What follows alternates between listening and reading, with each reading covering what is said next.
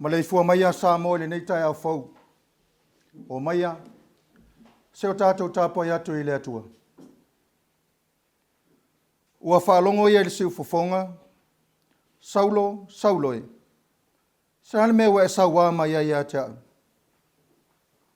Ua ngā tete ia, ma ua matau, ua whapea atu. Le ali ie, se hane mea te whina ngalo ia i o te whaia. Whetalai mai leo le ali. Tu ia o ilunga, ina alu i le ai. O na tau ina tuailea ia te o le mea tusa o na whai. Se o tātou te talo mo le nganga pa ia. Ua ala whai mai sa moa i le nei tai au whaulo mātou atua i le soifua manuia, mai whainga mālo longa o le pō ua mawai. Lea ua mātou wafe ane, se mua lava o na avatu le taulanga whaafetai, e ala i la mātou tāpua inga a whaia nei. Lea ua mātou mua i wala au atuai, se e a fio mai e ala i lo nganga pa ia. Tau to o lua le nei tāpua inga ni o mātou whaia i le ava ma le mi ngau e tatau ai. Whaasili na ilo lava suafa mamalu. Ono Yesu ula mātou ali i male whaola e to atasi, wala toila mātou tatalu. Amen. Tātou vivi i le atua i lona vi inga e valus fulu maltasi. Valus fulu tasi le vi inga o le atua, tātou te vivi i ai. Oh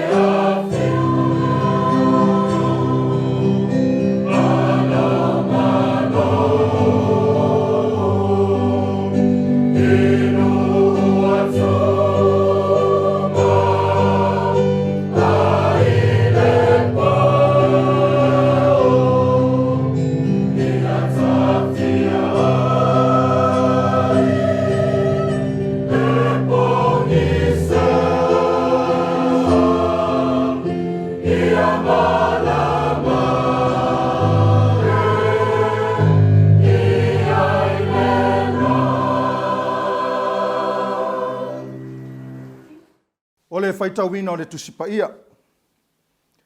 Tusi filifili o nei aso e tusai ma le whasinonga le tusi faitau aso, e maua mai le whenga inga tuai. Samuelu mua ilona mata upo e tolu, a le whai upo mua se i whapau mai tisifulu ma le walu.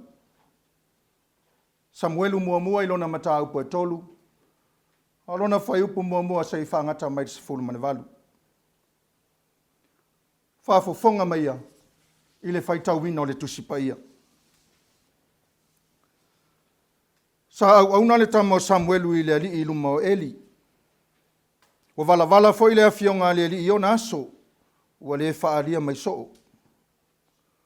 Na i o naso sa ta oto ai Eli, i lona moenga. Wa fuafua o na popongi o na mata o le mawa ai. A o le itinei ale la mepa le atua. Ta oto Samuelu le malu o le ali i o iai le ato la au le atua. Ona wala au lea o le ali ia Samuelu. Tali atu o ia. Wa ule nei. Na mo e atu ai leo ia ia Eli. Whai atu ai. Wa ule nei. Wa ana e wala au atu ia te. Whai mai o ia. Tile i wala au. Fo ia ina ta oto. Na alu ai leo ia ua ta oto.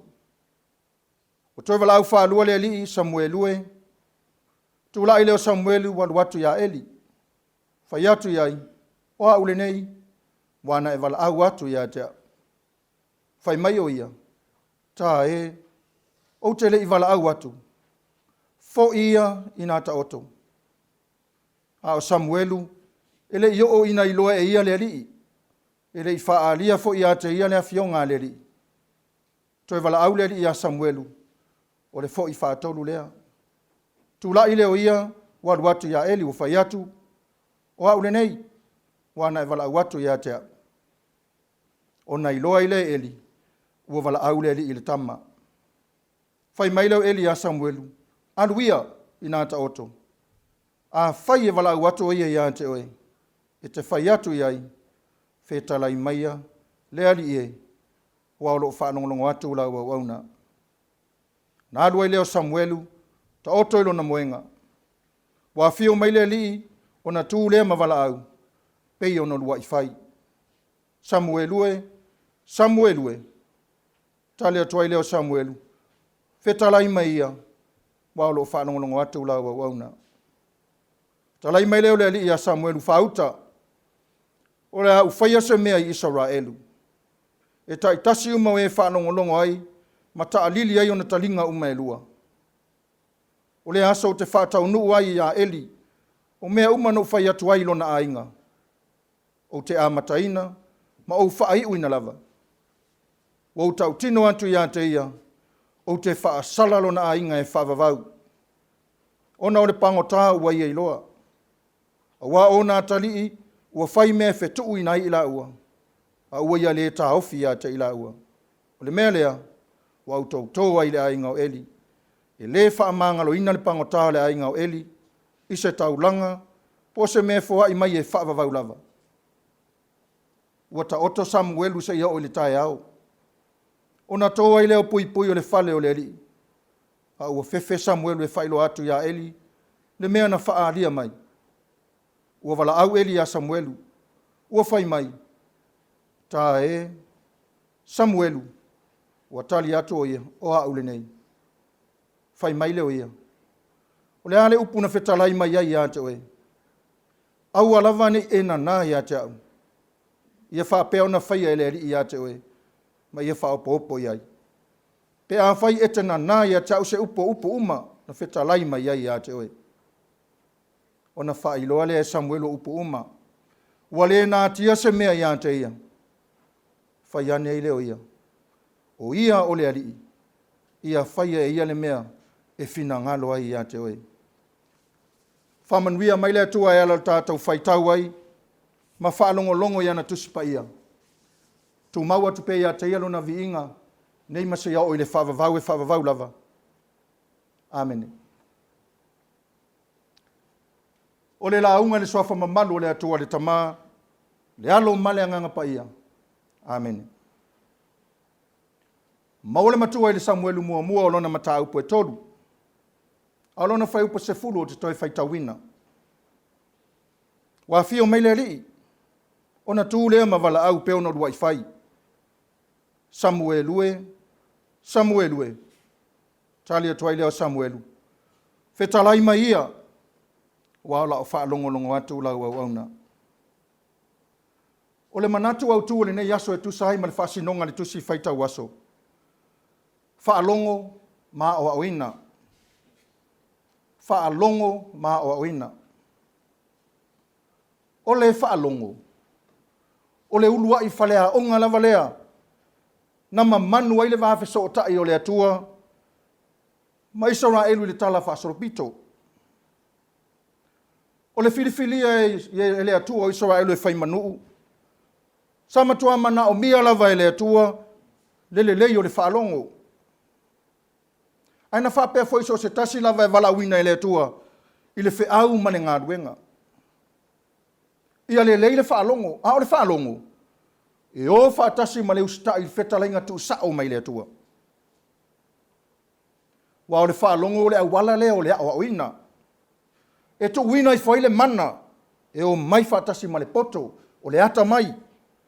Ma le pule au so se tasi na te totofi ma wala au. Ai a le whaalongo foi. Ma le usi tai le tangata wala awina i le atua. O lona le ta lia ina lava lea o le au awina. O na ave ese lea. Ai ta pena e le atua le ise fina ngalo iai. Na te whaau awina lona fina ngalo pa ia. Whapena le tala no tātou whaitawina i le wala wina o Samuelu. Male toa saha o le atua ia Eli malona ainga. O Eli na to tofi ma wala wina i le atua e whaima whaitau lang sili. O le vahenga mai a ita maro. Ele ngata ia te ia. Aina whapea fo i o nātari e toa lua o Hofeni ma fine aso. O ila ua fo i o whaitau langa. Au le tō fia o Samuelu. O le tāpenanga ma maole ana whaia e le atua. Ina uanga sala Eli. Wa le whaalongo Eli le atua au a whaalongo ila na whanau. Whai mai nei loa le leie Eli. Le anga sala na whaia e Hofeni ma fine aso. I whai ngā taulanga tangata na au watu i le malu. Aina whaataringa tuli le toe ina. Na whatanga tau waso lana wa ai. Whai lava le ula wa vale o lana whanau. I mea ua ingo wā mo le atua. Wa tawa vai ese mo le atua. Ai ngalo ia Eli. O le iloe le tangata o le me whai ai le whaia. Le anga sala le iluma o le atua. O le amatanga iloa le o le wala wina o Samuelu. Ino ua le whaalongo. Ma le whaia le ami o tonu a le atua. Fe mele whai upo e lua ma le tonu. O iona asona ta oto ai Eli lona muenga. Wa fua o na popongi o na mata. Ua le mawa ai. A o le iti neia le la mepa le atua. Ta oto Samuelu le malu o le li o yeile ato la au. O na wala au le o le atua ia Samuelu. Ta alofa ia Eli. Tele aso tele tausanga. O vea matai yosi taulanga o le malu. A o le iti neia lana la mepa ele to saha o le atua. A o le ima he ala na ngā ruenga. A o le ave eseina ele atua na tau finga na mamalu ai. Samua mua lava ona wala au le atua ia Samuelu. O le whaailo ilo ia mauti noe Eli. A o iai pea sina ona malosi e whaalongo ai. Ua to tofi ele atua le isi e sui ia te ia. Whaatolu lava ona wala au le atua. Whaatolu foi ona mo e Samuelu ma whafangu Eli. E ui lava ua fua ma pongi lana wa ai. Ai sama nino le leila na whaalongo i le tau whangu o Samuelu. Ao le whaafao le wala au le atua. Na ia tali atua i loa peo na whaatonu ina Eli. Whetalai mai ale ali. Whaalongo atu la ua wauna. Wa lava le whaalongo atu le whetalai mai o le atua. Whao Sofia ai moe ngā ruanga e talia loa. A wao le o ina lava lea e o mai whaatasi ma le mana o le atua. e whaatumu wailo na tama iti. Ele i whaingofia ia Samuelu na talia le wala au. Langona e mua ma whaatau waa. E le whea hunga mane ngā ruenga pa ia rea tua. Ai maise lava. O le whaato nunga i le toa sā ia eli malona au ainga o lana ngā ruenga a matalea. E mauti noa na whaapea le manatu Samuelu. Whaapea whea na o whaia le nei ngā ruenga. Whaapea whea na o tautala atu. I le tamama tua wa loa tau sanga o tautua. Pei tai o le taimi a le atua e le whaatari se ia whea. Wa e pule a le atua i lona taimi. E au waifo i le atua i le na te whiriwhiria. A o le mana ia fo i o le anganga sa ia Samuelu. A wana te leo i loa ina mua le mea watupu. Taimi na wala au whaatolu waina le wala au matamoe. Wala au matamoe. Whailonga o le ava. Ma le whaaloalongi o tō whinga le alii. Sa wala au ina i eli. Tā ua le o le iloa le vata puia whare tangata. A le au wala loa o hao ina i foi. I le iloa na whesili e mātutua. O e na mua i malai i le ngā ruenga. O i lātou e au mai ele tua lalo, e au mai ele whaamnuia. Peo na whaiane i eli. E o i lawe ele iloa e Samuelu. Fuafuanga mamana le atua. Ia o le tali mai a le atua. Ina ua ia talia le wala au. Fatoa ia manino ai. Le tūlanga wo o i le vao le atua. Malana au nao eli. Le whaalongo ma o ina. Nao mai whaatasi ma le usitai. Tō ai le loto. Tu e lunga mahalu loa. Wa tu e le atua le upu le ngutu e tau tala ai. Ele toi whaatali. Wa ye lo ia wa filfilia. O ia sui tūlanga ia eli. Whameina a mata lea loto tele ma le toa Samuelu. No ofisili eli. Samuelu. Ta umai a te upua umamena wheta laia tua ile tua ia toe. Aua e tena nā ina se mea tasi. Whailoa umai Samuelu ia eli. Mea umana ia whaalongo ia o wheta lai mai le tua. I lona toa sā ia te ia malona ainga. O le tā ua lea o le whaalongo i le tua. Wae o mai whaatasi ma le ao ina. Na te tō ina le loto. Ma le mawhauwhau e loto. Tele i le tangata. Le toi whewhei pepala ai e tau tala atu. Wae ia i le atua i so se tasi na te walawina. Pau lava le tātou tali o le usitai. Tu lai mahalu loa. E whaanga ngana ina lava i le atua whetalai. Lana au auna. Au le ala foi leo le loto tele o saulo e tali atu i le alii. Le ala na ua pa ufa o le ala i tamaseko. Fai mai ele i toi va aia e le langi. I le mea na sau ele malama na tai ai. Ai o le whaalongo atu le siu fofonga. O au o Yesu wa e sau wama i ai. O le mea whainga tai ate oe o na haa i tui. Feta lainga na o au ina ile ma fau. Mama nino ila na whaalongo. O Yesu lea ua wala au mai. O Yesu lea o ia whaasau wā iai. Nā fua iona ia tari atu. Lea li ie. Asa mea te whina ngalo te whaia. Whetala Yesu. Tu ia ilunga. Nā halu lea ai. Te tau inatu ia te oele mea tusa o na whai. Na o na whaalongo lava de si ufofonga o le rii. Usitai loa. Wa ole uleo sau male mana. Sau whaatasi male awa wina. Sau whaatasi masuinga. Suia ai saulo ia Paulo. Suia ile tangata tua ile tangata fau. Le whaasau wai a vea ma waa maipo le tala lelei. Tu sapo le ale whaatau waa male lei lo se mea. Wha upenga la mai le atua. Le nate vala awina. Pau wau lea. Na ngona le whaatau waa. Wha mawalalo, ma laa alo i luma. Whaitalia le atua. O le atua e ana le pule. E awa o inai, e wha apoto inai.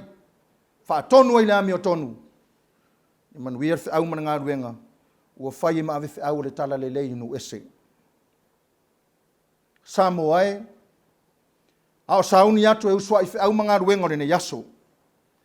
Whamanatu fo i lea o le tala le lei. Ia tātou whaalongo male manino, whetalai mai o le atua.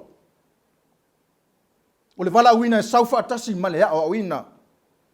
E tupu ai le ami o tonu. Whanau le ami o le lei, le whai mea le lei. Whaatonu folau ai lo tātou wala awina. So se tiute ma whaiwa wata tofi ai tātou. Tātou te tautua ma au nai. Au are whaalongo i tātou lava. Au are whaalongo le tātou loa ma le tātou poto. Tau au ina tele ai mea se se. Ai a whaalongo mau si tai le ami o tonu ale atua. E sao ai o tātou wala.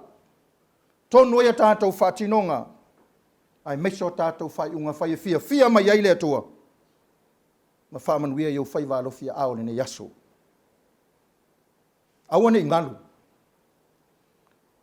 Ao in tātou le whaalongo i le atua. Ai tātou whaalongo lawe le tātou poto ma le tātou loa. Tu sa po le alo tātou watamai watele. Tu sa lava po le alo tātou tu si pasi mawalulunga. Po le afo i tō whinga u whaeai nai tātou. Po le afo i matua le tātou soifua. Ave ese ina lava i le atua le mamalu mai ate i tātou. Ai tu nātu i se na te whinangalo iai. Peo na whaia ia Eli ma Samuelu. A wao tō whinga, mga luenga wa wala wina ai tātou. O le siu fonga lava leo le atua wa wala au mai.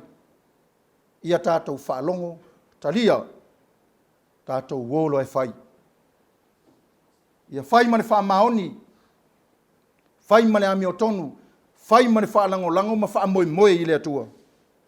Manui ai lau ainga, manui ai nuu, manui ai le atu nuu, ai mesa ngā ruenga pa ia le atua. Le ala lena mali wai ke riso matoe tu manu malo le oti mane tunga mau.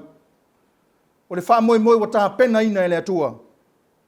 O le ala iui lātou uma e wha alongo mausitai ma whaia le fina ngaro pa ia o le atua. Ile mafutanga wha atasi ma le atua i le ola e wha vavau. Tau lava lo tātou langona ino le salamo wha maoni. Wha tua tua ilo na wha ari mai. E wha ola inai tātou. Manuia le tāpena atu o whanau a le kālesia mo le suenga u whale a mālua. O le whaalongo, maa o ina ili fia avea maa o mālua. E wha moe moe ma whanango lango i le atua. E manuia utou whaiva le ne yaso. Matu maua i le atua lo na vi inga, nei masaya o le whavavau e whavavau lava. Amene. O le tatalo whaafitai, o le whāto e senga, tui nā tu nisi o tātou mana o i le atua, ma le tatalo whamanuia.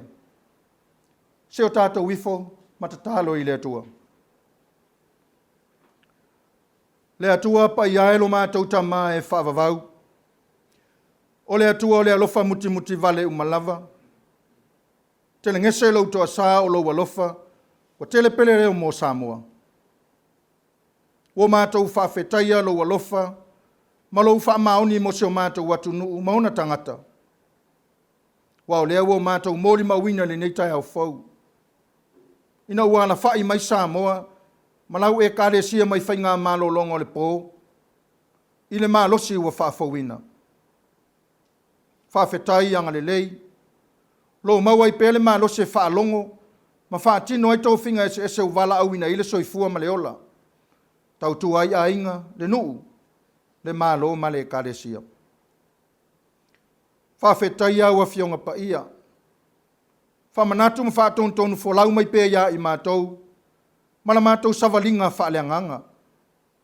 E manuia, whealo whani ma toa while mu Samoa. Pea o mātou whaalongo pēr, mausi usi tai i lau a fio. Le whaalongo e savavalia i lau ami o tonu. Mātangia le ami o tonu ia mātou whatinonga ma whai unga whai. I so se au au nanga. Whawhetai ale ngā ruenga mana alua nganga pa ia. Olo mātou whesoa soani sili. Tau tolo ina pēalo mātou vai vai. I taimia whesoa ina ima le mautonu le ola whaare whātua tua. Ono ua whaalongo, mga waile ti apolo mana mai lei. Ta lepe na ilo mātou vānofo le lei. Ai ole tu musu ale nganga yo mātou tangata lilo. Whaasau inai, whaasanga tonu inai i mātou. Siri lava le loto e fia whawhetaita mā. Ono Yesu ke wisolo mātou alii mane whaola. I lona soifua atoa na ofo ina mai, na maliu wai matanu mia. Lona toe soifua manu māloi le oti. Mātou mauai le ola e whaavavau. Pea whai mātou te talia le loto o Salamo, mane whaatua whaamauni. Matu mauai peila wa fio le vi inga, whamanu mane whanetanga ne se ioi le whaavavau. Langona lo mātou whaamaua lalo, i au luma lo mātou atua. Awai tau tino lava wanga sala Samoa i lau sira whanga pa ia. Tele no mātou to i lalo i le fili mana mai lei. Ono o mātou le whaalongo i lau fio. O le atangia i lo mātou wola. Fōri ngā lofa lau fio na whaia i mātou. O mātou le sava vali lau wami o tonu. Whaia lava i lo mātou lava poto. Wa fua suinga te tele wa afia i le loto i whale o Samoa. Ma ona tupulanga i le nei vai tau. O mātou te talo. Se alofa ta mama wha pale pale mai. I lau lava alofa atu noa tele wha mangalo isi o mātou watunu. I le mata ua o lau toto. E wha mama ma wha mangalo ai a mātou wang sala. Lo mātou atua mi o tōnue. O lau a fio lava mali o mātou manao i mea lelei uma. Whamanuia Samoa manana whai ngā mālo. O lau a fio e whaavai eilo mātou watunu. O lau wala au lava lea mai le vavaue o mai le so. Ia i loa e Samoa na whaalongo ma fesili i lau a fio. E maua i le file mumoni. E a wao ina i lātou wa whai mataitai. Se ia ho ina i a mātou whana witi. Fuafuanga lelei uma le malo. A wale manuia o Samoa matangata lau tele. Ia loto lo toi whaatasi ai malawami o tonu. Whamanuia le kālesia o au Samoa mātunu mau. Whapea fo i e kālesia so whaatasi le atunu.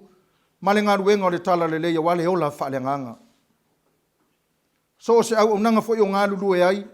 Wale atina ino le kālesia taitasi. Ia atina e whaatasi. Mare taita inga lo mana e manuia i lato uma. Whamanuia e korisi whawhaiwhia uma i le atunu. O lo au tau ina ai ave au le tala le lei mo le lumanai. Ao tā pena i fo i le alipule, le sui pule, ma le pa ia i a malua. Ai maisa matanga ruenga taitasi Samoa mātunu mau. A wale se uinga lufale al korisi le nei aso. Tā pena whaatasi malau fio. E tau nuu i malmanuia le ola fia o foina. Alo whangiere ta ape o whanau i awa onga. O nei matua tausi a inga maso se no whanga o tausi ai. E o whata o toria i mai o tino i whale mai ma a inga. E o i le whale pui pui. Le au whainga ruenga pa ia le atua e so se whata whai taulanga. O loo no manu. O wale alo whaiva o Samoa au manga ruenga le nei aso. Whamanuia la lato ngā ruenga. Lo mātou atua. Ele o pole langi le tūlanga wa yaisi o mātou watu nuu le nei vai tau. Ono le tau tonga fitia o fuala au whaasaina. Suinga fau ofi mai si o mātou watu nuu. Leisa isi mātou te suru whai ai. O nā o lau o fio le whaavai papa mātou te malu ai. Alofa tamā. Sei e fe soasoani le whai ngā mālo. Le matanga ruenga o leo leo. Le pūlenga ari ima whai pule inu taitasi. Hao le ngā ruenga le kālesia. I au wala uma wa tā pena ina. E tāo fia ile nei wha mai.